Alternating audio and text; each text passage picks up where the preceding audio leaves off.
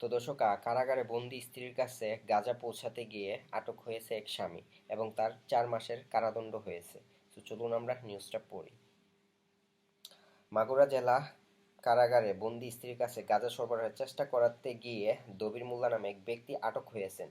এ ঘটনায় ভ্রাম্যমাণ আদালত তাকে ৪ মাসের বিনাশ্রম কারাদণ্ড দিয়েছেন।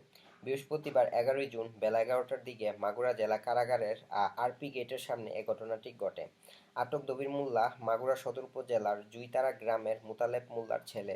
জানা গেছে, মাদক মামলায় কারাবন্দী তার স্ত্রী তন্নি খাতুন কারাগারের ভেতরে মাদক কারবার চালানোর উদ্দেশ্যে স্বামীর মাধ্যমে গাঁজা সংগ্রহের চেষ্টা করেছিলেন। তো ওনারা মুক্ত অবস্থায় থাকতে গাঁজার ব্যবসা করছিল। দেন পুলিশ ধরে কারাগারে বসছে। এখন ওইখানে গিয়েও শান্তি নাই, ওইখানে গিয়েও গাঁজার ব্যবসা শুরু করতে চাইছিল। আর স্বামী ওইখানে গাঁজা সাপ্লাই করতে গিয়ে এখন নিজেই আটক হয়ে গেছে। মাগুরা জেলা কারাগারের তত্ত্বাবধায়ক মহিউদ্দিন হায়দার জানান, স্ত্রীকে দেখতে কারাগারে আসার পর আরপি গেটে দায়িত্বরত কারারক্ষীর দবির মোল্লার শরীরে তল্লাশি চালান। এ সময় তার জিন্স প্যান্টের পকেটে লুকিয়ে রাখা প্রায় ৫০ গ্রাম গাঁজা উদ্ধার করা হয়। ৫০ গ্রাম উদ্ধার করছে।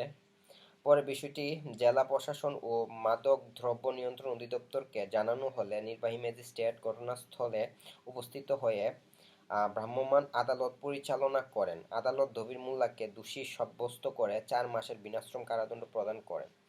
৪ মাস কম হয়ে গেছে। আমার মনে হইতেছে যেহেতু এটা গুরুতর একটা অপরাধ, মিনিমাম ১ বছর দেওয়া উচিত ছিল।